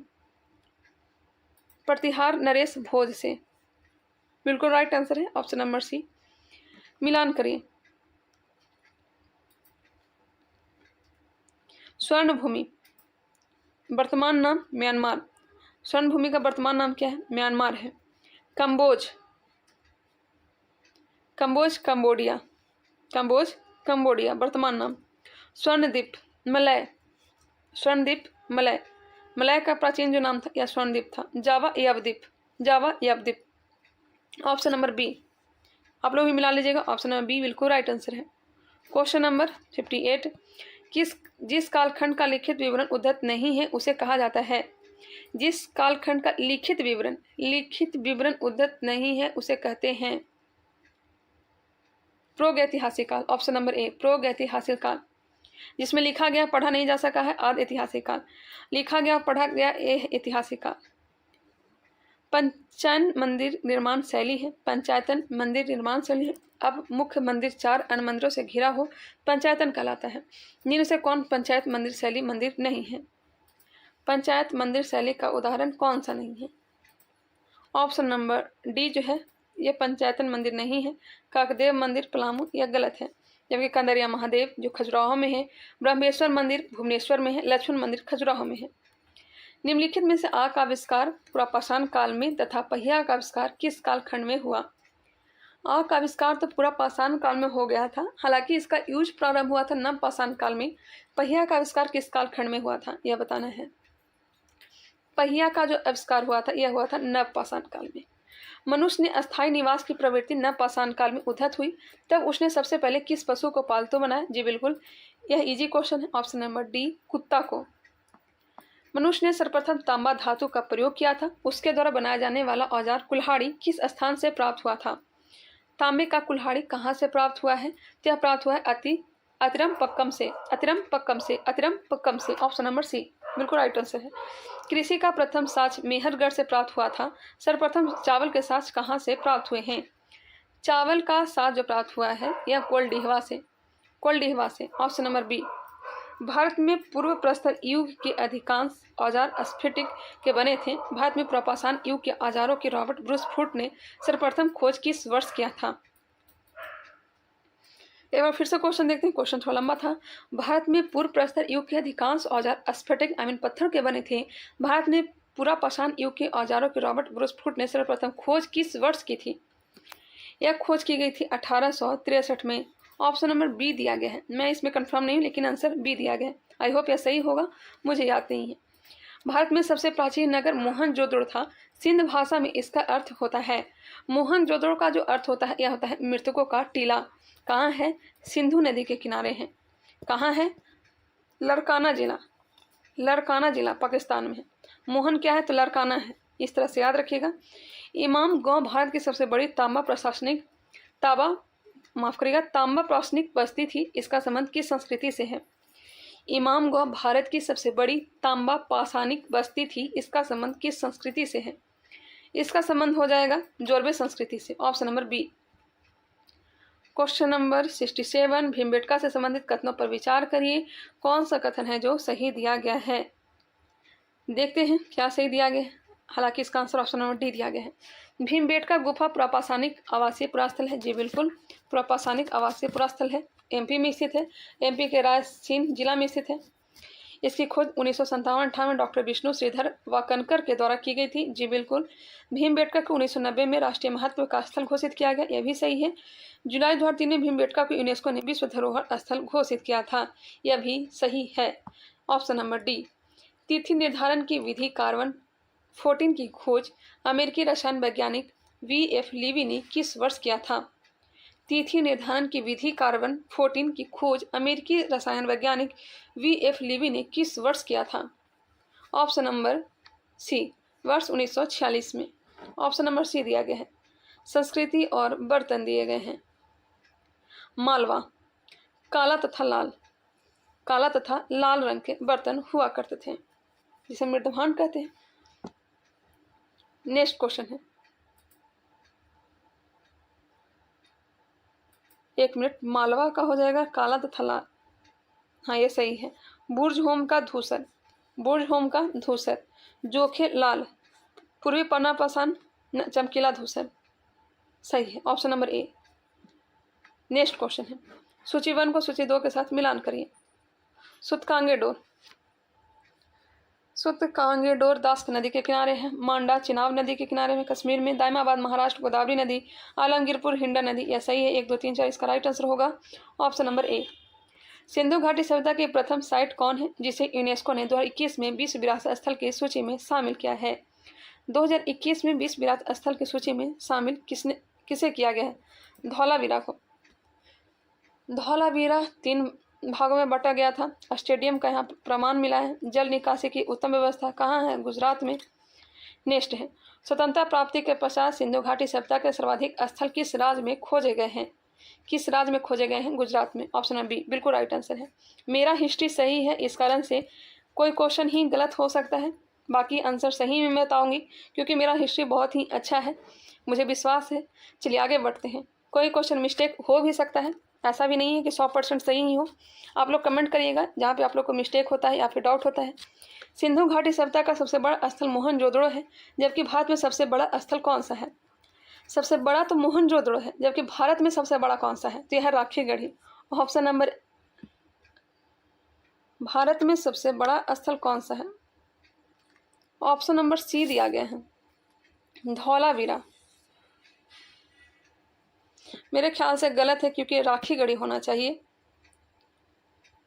एक बार इसे आप लोग कंफर्म करेंगे क्योंकि मैंने राखीगढ़ी को पढ़ा है। राखीगढ़ी कहाँ है? तो यह हरियाणा में है, हरियाणा में है। इसे आप लोग एक बार कंफर्म करेंगे। ऑप्शन दिया गया है सी। लोथल के साथ एक अन्य बंदरगाह शहर था जिसका प्रयोग समुद्री व्यापार के लिए होता था। कोई क्वेश्चन याद भी होता है फिर भी ऑप्शन के अकॉर्डिंग कंफ्यूजन होने लगता है, तो इस कारण से इसका राइट आंसर आप लोग बताइएगा 73 का क्या होगा, ए होगा या फिर सी होगा। लोथल के साथ एक अन्य बंदरगाह शहर था जिसका प्रयोग समुद्री व्यापार के लिए होता था। लोथल के साथ एक अन्य बंदरगाह शहर था जिसका प्रयोग समुद्री व्यापार के लिए होता था। वह शहर कौन सा है? सुरकोटदा। सुरकोटदा। यहाँ से घोड़े का साक्ष्य प्राप्त हुआ है। ऑप्शन नंबर सी बिल्कुल राइट आंसर है। यह पाकिस्तान में स्थित है। सिंधु घाटी सभ्यता में अग्निकुंड के साक्ष्य लोथल के अलावा अन्य किस स्थान से प्राप्त हुआ है? लोथल में तो प्राप्त हुआ ही है, इसके साथ साथ कहाँ से प्राप्त हुआ है? कालीबंगा से। बिल्कुल राइट आंसर है। Option number C Kalibangan. Ghaggar नदी के किनारे। कहाँ? राजस्थान में। मोहनजोड़ से प्राप्त एक शिल मुहर पर 3 मुख वाले देवता पशुपतिनाथ की मूर्ति प्राप्त हुई है। उनके चारों तरफ कौन कौन से जानवर के चित्र प्राप्त हुए हैं? हाथी का, गैंडा का, चीता का और भैंस का। Option number B. हाथी, गैंडा, चीता और भैंस का। गाय का तो प्राप्त हुआ नहीं है, बकरी का प्राप्त हुआ नहीं है। हाथी, गैंडा, चीता, भैंस। ऑप्शन नंबर बी सही है। नेक्स्ट है, सिंधु घाटी सभ्यता के प्रमुख खाद्य फसल गेहूं तथा जौ थी। इस सभ्यता के वासी मिठास के लिए किसका प्रयोग करते थे? इस सभ्यता के वासी जो थे मिठास के लिए किसका प्रयोग करते थे? पता ही होगा, शहद का। ऑप्शन नंबर सी शहद का। रंगपुर तथा लोथल से चावल के दाने प्राप्त हुए हैं। कहाँ से? रंगपुर और लोथल से, जिनसे धान की खेती का प्रमाण प्राप्त होता है। चावल का प्रथम साक्ष्य कहाँ से प्राप्त हुआ था? चावल का प्रथम साक्ष्य कहाँ से प्राप्त हुआ था? लोथल से या फिर रंगपुर से? लोथल से। घोड़े के अस्थि पंजर प्राप्त हुए हैं। अभी हमने बताया घोड़े के अस्थि पंजर कहाँ से प्राप्त हुए? सुरकोटदा से तो प्राप्त हुए ही हैं, इसके साथ साथ कालीबंगा से और लोथल से भी। ऑप्शन के अकॉर्डिंग ए दिया गया है। सिंधु काल में तौल की इकाई का अनुपात क्या था? बिल्कुल इजी क्वेश्चन। तौल की इकाई जो था यह 16 के अनुपात का होता था। 16 के अनुपात का। मेसोपोटामिया के अभिलेख में वर्णित मेलुहा शब्द का अभिप्राय क्या है? मेलुहा। मेसोपोटामिया में मेलुहा शब्द अंकित किया गया है अपने हड़प्पा सभ्यता के लिए। हड़प्पा सभ्यता तो दिया गया नहीं है, जबकि सिंधु सभ्यता है, तो इसका राइट आंसर ऑप्शन बी बिल्कुल राइट आंसर है। सिंधु घाटी सभ्यता का शासन किसके हाथों में था? बताइएगा, किसके हाथों में था शासन व्यवस्था? वणिक वर्ग के हाथों में। बिल्कुल राइट आंसर, वणिक वर्ग के हाथों में। नेक्स्ट मिलान करिए। प्रदेश और आयातित वस्तुएं दिया गया है। देखिए, तांबा खेतड़ी बलूचिस्तान और ओमान से। चांदी अफगानिस्तान और ईरान से। सोना कर्नाटक, रूस और अफगानिस्तान से। और गोमेद सौराष्ट्र से। फिर से देखिएगा, तांबा का आयात होता था खेतड़ी बलूचिस्तान ओमान से। चांदी का आयात अफगानिस्तान और ईरान से। सोना कर्नाटक, ईरान और अफगानिस्तान से। गोमेद का आयात होता था सौराष्ट्र से। गोमेद क्या है मुझे नहीं मालूम। चलिए आगे बढ़ते हैं। इसका जो राइट आंसर होगा ऑप्शन नंबर ए हो जाएगा, 83 का ए। नेक्स्ट क्वेश्चन है, सिंधु घाटी सभ्यता के लोग किन वस्त्रों का प्रयोग करते थे? सिंधु घाटी सभ्यता के लोग किन वस्त्रों का प्रयोग करते थे? सूती, ऊनी वस्त्र। सूती वस्त्र का जो साक्ष्य मिला है मोहनजोदड़ो से। मोहनजोदड़ो से। तो सूती वस्त्र और ऊनी वस्त्र का प्रयोग करते थे। सिंधु घाटी सभ्यता के लोग मनोरंजन में किसका प्रयोग नहीं करते थे? नहीं करते थे। मछली पकड़ना, शिकार करना यह तो करते ही थे। इसके साथ साथ पशु पक्षियों का आपस में लड़ाना यह भी करते थे। चौपड़ एवं पासा खेलना यह भी होता था। जबकि ध्रुत कीड़ा का प्रयोग करना यह नहीं करते थे। ऑप्शन नंबर डी बिल्कुल राइट आंसर है। क्वेश्चन नंबर 86, सैंधव समाज में समानता। सैंधव समाज में समानता मातृसत्तात्मक व्यवस्था थी। बिल्कुल मातृसत्तात्मक व्यवस्था थी। वही वैदिक समाज में पितृसत्तात्मक व्यवस्था थी। सिंधु घाटी सभ्यता से किसकी प्राप्ति नहीं हुई है? बताइएगा, सिंधु घाटी सभ्यता से किसकी प्राप्ति नहीं हुई है? वेश्यावृत्ति एवं प्रथा प्रथा ये तो था ही है। सबों का युगल समाधि समाधान प्रथा यह भी प्राप्त हुआ है लोथा से। आग में पकी हुई टेराकोटा यह भी सही है। तलवार नामक अस्त्र आपने सुना होगा। सिंधु घाटी के लोग मतलब युद्ध से परिचित नहीं थे, तो तलवार कहाँ से आ गया? Option number D. आर्यों से संबंधित कथनों पर विचार करिए, कौन से कथन है जो सही दिए गए हैं? कौन से कथन है जो सही दिए गए हैं? चलिए देखते हैं।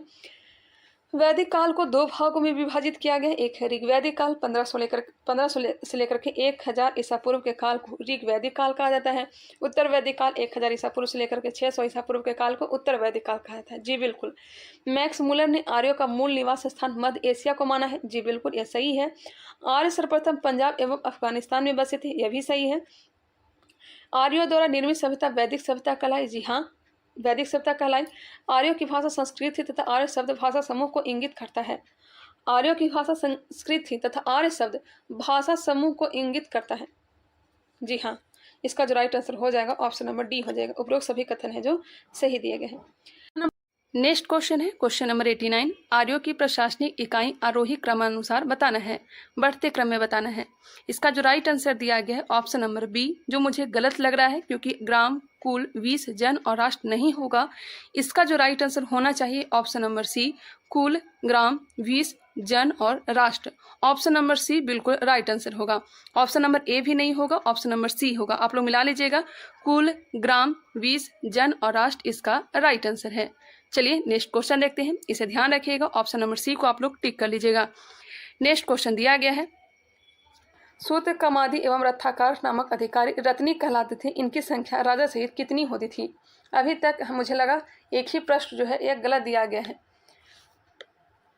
बताइएगा इसका राइट आंसर क्या हो जाएगा। सूत कमादी एवं रथाकार नामक अधिकारी रत्नी कहलाते थे, इनकी संख्या राजा सहित कितनी होती थी? इसका जो राइट आंसर हो जाएगा ऑप्शन नंबर डी, 12। सभा और समिति राजा को सलाह देने वाली संस्था थी, इसके अध्यक्ष को क्या कहा जाता था? सभा और समिति राजा को सलाह देने वाली संस्था थी, इसके अध्यक्ष को क्या कहा जाता था? ईशान।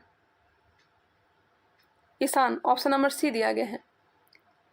निम्नलिखित में गलत सुमेल का चयन करिए। गलत सुमेल का चयन करिए। वाजपति गोचर भूमि अधिकारी, पुख, ध्रुवपति, अस्पष्ट, गुप्तचर, यह तो सही है। नेक्स्ट है उग्र नर्तक। उग्र नर्तक नहीं होगा, ऑप्शन नंबर डी जो है यह गलत हो जाएगा। ऑप्शन नंबर डी है जो गलत हो जाएगा। नेक्स्ट है वैदिक काल में युद्ध के लिए कौन सा शब्द प्रयोग किया जाता था? वैदिक काल में युद्ध के लिए कौन सा शब्द प्रयोग किया जाता था? बताइएगा। गविष्टि। गविष्टि। दशराज युद्ध जो परशुनी नदी के तट पर सुदास एवं 10 राजाओं के बीच लड़ा गया था, इसका उल्लेख ऋग्वेद के किस मंडल से प्राप्त होता है? दशराज युद्ध का जो चर्चा मिलता है ऑप्शन नंबर सी, 7वें मंडल। 9वें मंडल में कौन से? सोमदेव का। ऋग्वेद के किस मंडल के पुरुष सूक्त में चतुर्वर्णों का उल्लेख प्राप्त होता है? 4 वर्णों का उल्लेख जो मिलता है यह 10वें मंडल में। ऑप्शन नंबर ए हो जाएगा। आर्यों के समाज से संबंधित कथनों पर विचार कीजिए। कौन से कथन है जो सही दिए गए हैं? इसका राइट आंसर दिया गया ऑप्शन नंबर डी। 1, 2, 3, 4 सही दिए गए हैं और 5 जो है यह गलत दिया गया है। देखते हैं क्या दिया गया है। आर्यों का समाज पितृ प्रधान था। जी बिल्कुल। समाज की छोटी इकाई परिवार या कुल थी। देखिए वही क्वेश्चन आया है, हमने बताया ना, वो आंसर गलत दिया गया था। आप लोग भी देख सकते हैं आंसर को, मैं आप लोग को लास्ट में दिखा दूंगी। सबसे पहले कुल होता है, उसके बाद ही ग्राम होता है, ध्यान रखिएगा। परिवार या कुल का प्रमुख पिता होता था, यह सही है। परिवार के मुखिया को कुलप भी कहा जाता था, यह भी सही है। समाज में व्यभिचार नियंत्रण की जिम्मेदारी कुलप की होती थी, यह गलत है। क्वेश्चन नंबर 97, गलत सुमेल का चयन करिए। वेदांत की संख्या है कितना? 6। उपनिषद की संख्या है 10। उपनिषद की संख्या 108, यह सही है। महापुराण की संख्या 18, यह सही है। 1, 2, 3 तीनों के तीनों सही, जबकि डी जो है यह गलत है। ऑप्शन नंबर हो जाएगा डी। आंसर भी डी ही दिया गया है। वैदिक कालीन स्त्रियों से संबंधित कथनों पर विचार कीजिए। वैदिक कालीन स्त्रियों से संबंधित कथनों पर विचार करिए। ऑप्शन नंबर डी इसका राइट आंसर दिया गया है।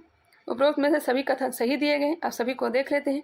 स्त्रियां शिक्षा ग्रहण करती थी। ऋग्वेद में लोपामुद्रा, घोषा, अपाला, विश्वास जैसी विदेशी स्त्रियों का वर्णन है। जी बिल्कुल यह सही है। स्त्रियां पति के साथ यज्ञ कार्य में भाग लेती थी। हाँ, भाग लेती थी। पर्दा प्रथा तथा बाल विवाह का प्रचलन नहीं था। हाँ सही है। वैदिक कालीन स्त्रियां विधवा होने पर अपने देवर से शादी कर सकती थी। जी हाँ, कर सकती थी, बिल्कुल राइट आंसर। आजीवन अविवाहित रहने वाली स्त्रियां को अमाजुक कहलाती थी, यह भी सही है, सही दिया गया है। ऑप्शन नंबर डी बिल्कुल राइट आंसर है। जीविकोपार्जन के लिए वेद वेदांग पढ़ाने वाले अध्यापक को क्या कहा जाता था? जीविकोपार्जन, जीवन भर वेद वेदांग पढ़ाने वाले अध्यापक को क्या कहा जाता था? इसे कहते थे उपाध्याय। उपाध्याय, ओझा नहीं कहते थे, मिस्त्री भी नहीं कहते थे, उपाध्याय कहा जाता था। ऑप्शन नंबर ए बिल्कुल राइट आंसर है। चलिए 100 नंबर प्रश्न में पहुंच गए, लेकिन 120 क्वेश्चन करवाने का प्रयास करूंगी, क्योंकि 120 क्वेश्चन करने के बाद मुझे भी पढ़ाई करना है। तो चलिए बताइएगा, आर्यों के जीवन चर्चा से संबंधित गलत कथन को छाटिए। गलत कथन, आर्यों ने सर्वाधिक कांस धातुओं के औजारों का प्रयोग किया है, यह गलत है। आर्यों का मुख्य पेय पदार्थ सोम रस था। जी बिल्कुल, सोम रस था। आर्य मुख्य 3 प्रकार के वस्त्रों का प्रयोग करते थे, वास, अधिवास और उष्णीय का। आर्यों के मुख्य मनोरंजन के साधन थे रथ दौड़, घुड़दौड़ और ध्रुव क्रीड़ा। ऑप्शन नंबर डी सही है। ऑप्शन नंबर सी जो है गलत है, यही क्या है, राइट आंसर है। चलिए 120 क्वेश्चन करवाने का प्रयास करूंगी। आर्यों की उपलब्धियों में क्या शामिल नहीं था? आर्यों के उपलब्धियों में क्या शामिल नहीं था? ऑप्शन नंबर डी, व्यापारी को बेकनार कहते थे आर्य, यह गलत है। आर्यों की खोजी गई धातु लोहा थी, उसे श्याम अयस्क भी कहा जाता था। तांबे की खोज पहली बार अतिरंजी खेड़ी से की गई थी। अतिरंजी खेड़ी कहाँ है? तो यह यूपी में है। तांबा को आर्यों ने लोहीय अयस्क नाम दिया था, यह सही है। श्याम अयस्क लोहा का नाम दिया, तांबे का नाम लोहीय अयस्क दिया। आर्यों का प्रिय पशु घोड़ा और प्रिय देवता इंद्र थे। जी हाँ, प्रिय पशु घोड़ा और प्रिय देवता इंद्र थे, सही है। नेक्स्ट है मिलान करें आधुनिक नाम और प्राचीन नाम। कुब्रा, बताइए कुब्रा किसका हो जाएगा? इसका जो राइट आंसर हो जाएगा ऑप्शन नंबर ए होगा। ऑप्शन नंबर ए देखते हैं। कुब्रा कुरम का, बितस्ता झेलम का, अस्किनी चेनाब का, बितस्ता काबुल का दिया गया है ही नहीं है। बितस्ता 2 बार दे दिया गया, अस्किनी चिनाब, बितस्ता झेलम, कुब्रा कुरम, यह सही है। काबुल का नहीं दिया गया है। नेक्स्ट क्वेश्चन देखते हैं। शत्रुदी, सतलज का, बिपाशा, ब्यास नदी का उत्तर वैदिक कालीन समय के परिवर्तनों से संबंधित कथनों में गलत कथन को छांटिए। गलत कथन को छांटिए। उत्तर वैदिक काल में इंद्र के स्थान पर प्रजापति सर्वाधिक प्रिय देवता थे। जी हाँ, उत्तर वैदिक काल में इंद्र के स्थान पर प्रजापति सर्वाधिक प्रिय देवता थे। हाँ, सही है। राजा के राजाभिषेक के समय राजसूय यज्ञ का अनुष्ठान किया जाता था। जी हाँ, राज्याभिषेक के समय राजसूय यज्ञ का अनुष्ठान किया जाता था। उत्तर वैदिक कालीन वर्ण व्यवस्था के बजाय जन्म आधारित किया जाता था। जी हाँ, यह भी सही है। चलिए आगे देखते हैं। यही गलत होगा, ऑप्शन नंबर डी ही। इस कालखंड में घोड़े की हत्या को मानव हत्या के बराबर दंडित किया जाता था, यह गलत है। निम्नलिखित में गलत सुमेल को छांटिए। गाय के लिए मृत्युदंड का प्रावधान था, न कि घोड़े के लिए। निम्नलिखित में गलत सुमेल को छांटिए। इंद्र युद्ध एवं वर्षा के देवता थे। वरुण सूर्य के निर्माता इत्यादि। सोम प्रगति तथा उत्थान के देवता।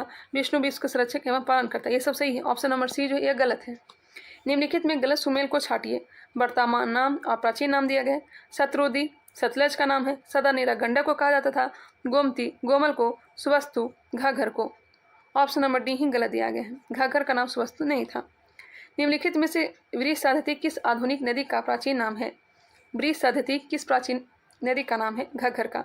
वृषाधति नाम था, न कि सुवस्तु। निम्नलिखित में गलत सुमेल को छांटिए। सोम वनस्पति के देवता, उषा प्रगति एवं उत्थान के देवता, ये सही है।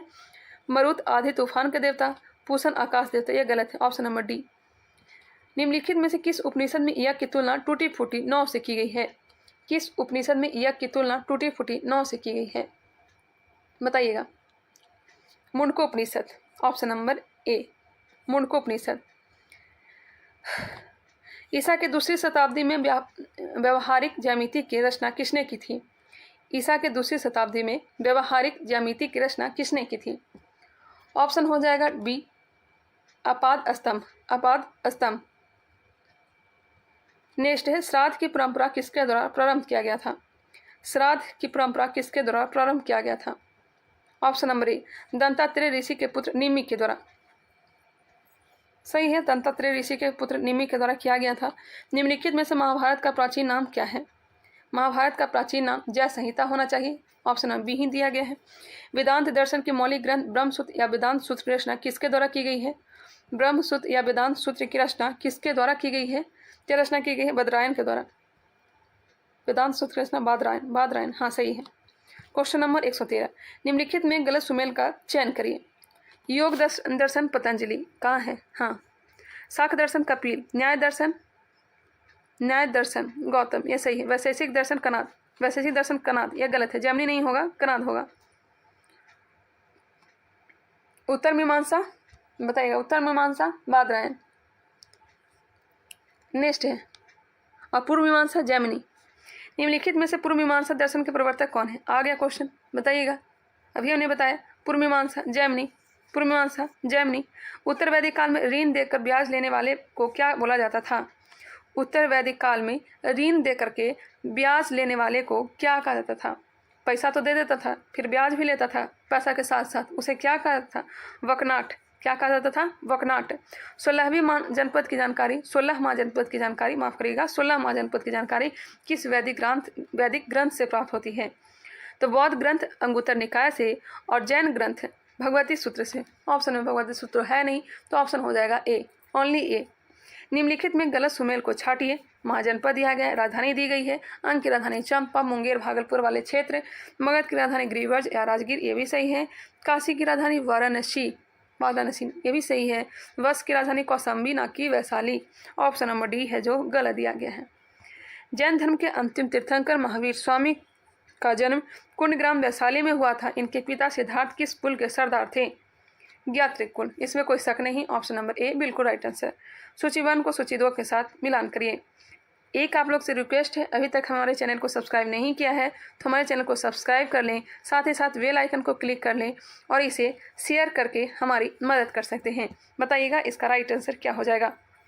119 का जो आंसर होगा ऑप्शन नंबर, एक बार देखते हैं, अंग की राजधानी चंपा, इसका जो क्षेत्र है आधुनिक मुंगेर भागलपुर वाला क्षेत्र, वश कौशाम्बी इलाहाबाद का क्षेत्र, वजी या फिर वैशाली, वजी की राजधानी वैशाली मुजफ्फरपुर वाला क्षेत्र, अवंती उज्जैन मालवा, ये सही है। 1 2 3 4 इसका राइट आंसर होगा। देखते हैं इसका राइट आंसर क्या दिया गया है। 1 2 3 4 ही होना चाहिए। ऑप्शन नंबर 119 का सी दिया गया, चलिए सही है। चेंदी महाजनपद जो वर्तमान के बुंदेलखंड उत्तर प्रदेश क्षेत्र में स्थित था, उसकी राजधानी का क्या नाम था? चेंदी महाजनपद जो वर्तमान के बुंदेलखंड उत्तर प्रदेश क्षेत्र में स्थित था, उसकी राजधानी क्या नाम था? चेंदी का क्या हो जाएगा? शक्तिमती, चेंदी का शक्तिमती। आज के इतना ही रहने देती हूँ। 120 प्रश्न धीरे धीरे करके इसे मैं सारा को कंप्लीट करवा दूंगी। चलिए मिलते हैं नेक्स्ट वीडियो में। आई होप ये वीडियो आप लोग को पसंद आया होगा। थोड़ा सा भी आप लोग के लिए मेहनत किए होंगे तो हमारे चैनल को सब्सक्राइब कर लेंगे अगर अभी तक नहीं किया है तो, और लाइक ज़रूर करेंगे। अगर नहीं पसंद आया तो आप लोग अनलाइक भी कर सकते हैं। चलिए मिलते हैं नेक्स्ट वीडियो में, तब तक के लिए धन्यवाद।